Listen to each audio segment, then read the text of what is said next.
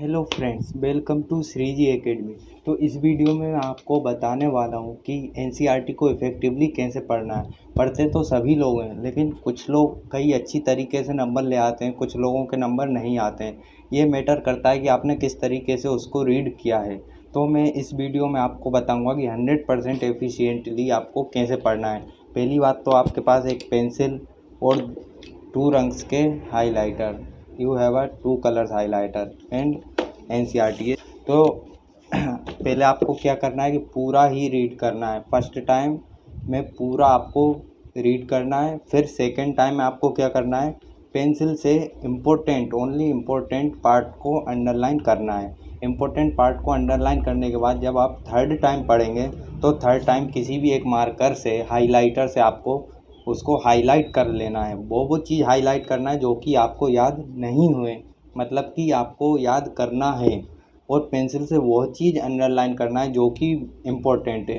कुछ चीज़ ऐसी भी रहती हैं जो कि अपना वेस्टेज ऑफ टाइम ही रहता है, कुछ एक दो वर्ड जैसे कि इस फिगर में देखें, या फिर ये एक लाइन लिख देते हैं कि ये जो टॉपिक है ये प्रीवियस को चैप्टर में पढ़ चुके हैं, तो इसमें टाइम वेस्ट नहीं करना है। आपको क्या करना है, पहले पूरा रीड करना है एक time.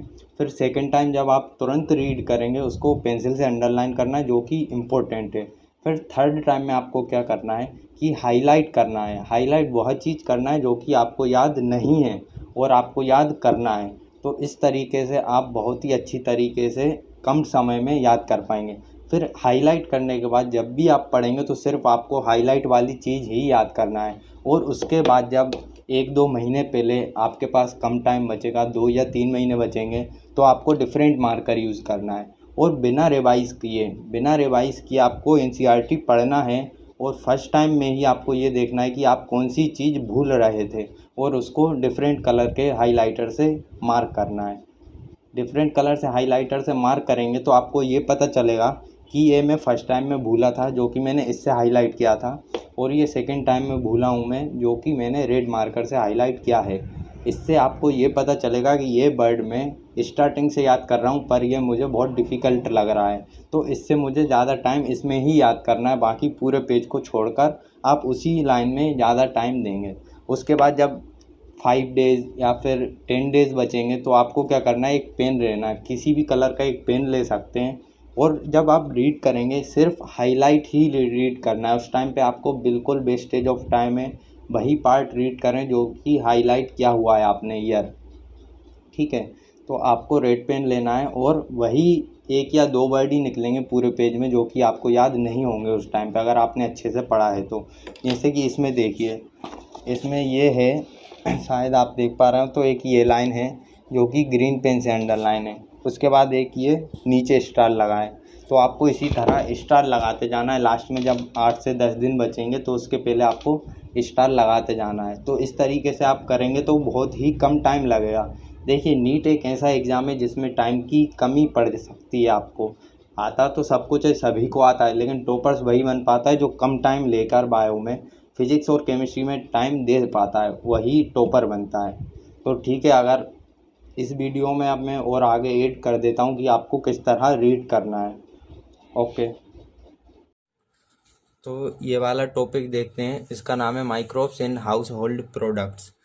You would be surprised to know that we use microbes or products derived from them every day. ये कॉमन सी बात है, ओबियस सी बात है कि आपको पता होगा। A common example is the production of curd from milk. दही बनाते हैं अपन दूध को फटा करके, तो ये भी पता है।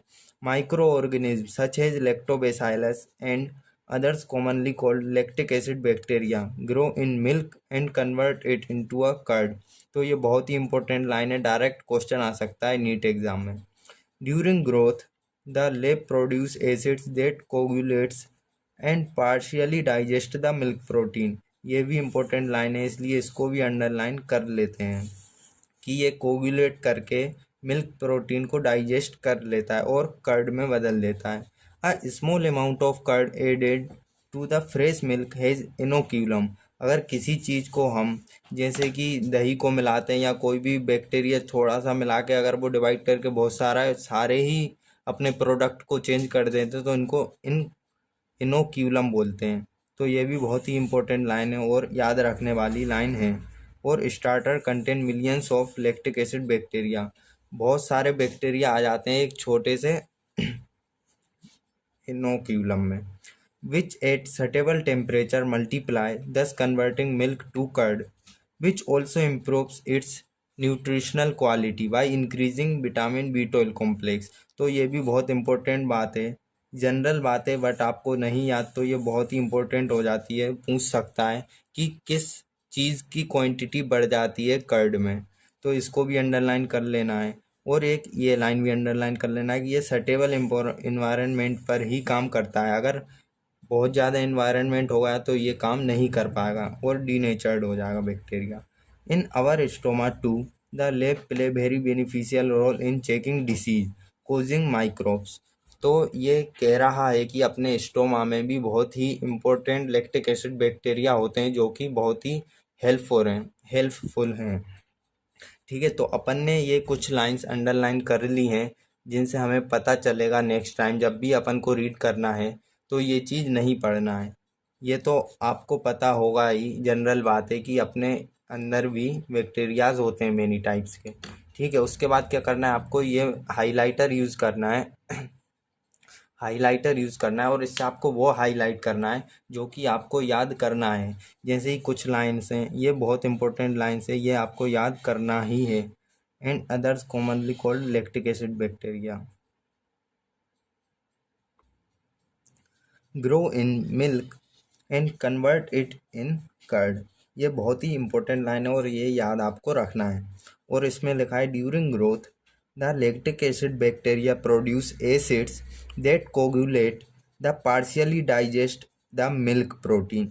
तो ये बात आपको वन टाइम में ही याद हो जाएगी मेरे ख्याल से, तो आपको ये अंडरलाइन करने की यानी कि हाईलाइट करने की कोई ज़रूरत नहीं है, क्योंकि जब आप एक टाइम पढ़ेंगे पहली बार में ही ये याद हो जाएगा। उसके बाद small amount of curd added to the fresh milk has inoculum.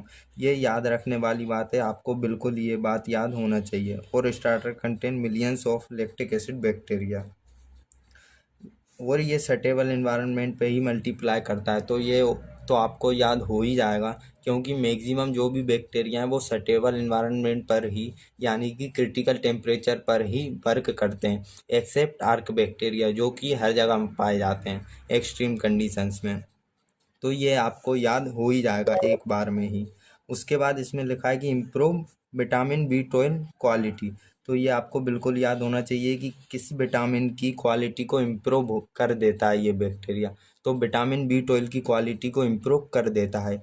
इसके बाद लिखा है नावर stomach too LAB play very beneficial role in checking disease causing microbes. तो ये लाइन तो ऑब्वियस सी बात है याद होगी, फिर भी इसको अंडरलाइन कर लेते हैं क्योंकि ये थोड़ी सी नई बात लगती है। In our stomach the lactic acid bacteria play very beneficial role in checking disease causing microbes. तो ये लाइन भी बहुत ही इम्पोर्टेंट हो सकती है। ठीक है, इसको आपने अंडरलाइन कर लिया, इसका मतलब ये है कि ये चीज़ आपको याद करनी है। और जब आप इसको फोर्थ या फिफ्थ टाइम पढ़ेंगे तो यही चीज़ पढ़ेंगे। और जो चीज़ सिर्फ पेंसिल से अंडरलाइन है उसका मतलब ये है कि ये है इम्पोर्टेंट, बस हमको याद हो चुका है। ठीक है, उसके बाद आप जब सेकंड टाइम या फिर थर्ड टाइम पढ़ेंगे यानी कि 2-3 महीने पहले करीबन एनसीईआरटी तो आपको 18 से 20 बार पढ़ के जाना है अगर आपको अच्छी रैंक लाना है या टॉपर बनना है। तो आप जब 2 से 3 महीने पहले पढ़ेंगे तो आपको क्या करना है कि देखना है।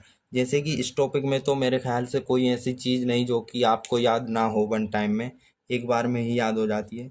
अगर बाई चांस कोई चीज़ है, जैसे कि मान लीजिए ये लाइन है, small amount of curd added fresh है inoculum and starter contain millions of lactic acid bacteria. तो इसमें यह हो सकता है कि मुझे ये वर्ड याद नहीं और इस वजह से मेरा एक क्वेश्चन गलत हो गया।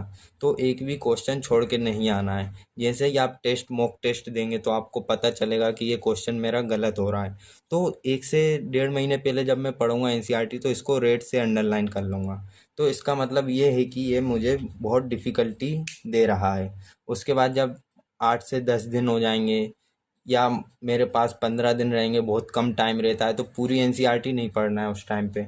उस टाइम के आपको वही पढ़ना है जैसे आपने एक बार टिक लगा लिया। जैसे कि ये बैक्टीरिया है, बैक्टीरिया का नाम मैंने स्टार लगा दिया इस पर। और भी जो भी वर्ड है आपको बस स्टार लगाना है, और लास्ट में 4 से 5 टाइम्स आपको सिर्फ यही स्टार वाले वर्ड्स ही पढ़ के जाना है। या फिर कोई लाइन है, जैसे कि ये लाइन है, इसको मैंने पूरा अंडरलाइन कर दिया है और इस पर मैंने स्टार लगा दिया है। यहाँ पर बड़ा सा स्टार लगा दें जिससे आपको पता चले कि इस पेज पर मैंने किसी वर्ड को रेड स्टार लगाया है। इससे क्या होगा कि जब आप लास्ट में बहुत कम टाइम बचता है, तो आप कम से कम 15 मिनट ही लेंगे और आपकी पूरी एनसीईआरटी कवर हो जाएगी। आप ये स्टार स्टार वाले ही वर्ड पढ़ेंगे तो मुश्किल से 10 या 15 मिनट लगेंगे। इससे कम टाइम में आपको ज़रूर 3 से 4 बार लास्ट टाइम में पूरी एनसीईआरटी पढ़ के जाना है, लास्ट 10 डेज में। ओके, तो इस तरह आप पढ़ सकते हैं कम टाइम में। आपको कम टाइम लेना है और फिजिक्स केमिस्ट्री को भी टाइम देना है। Thank you.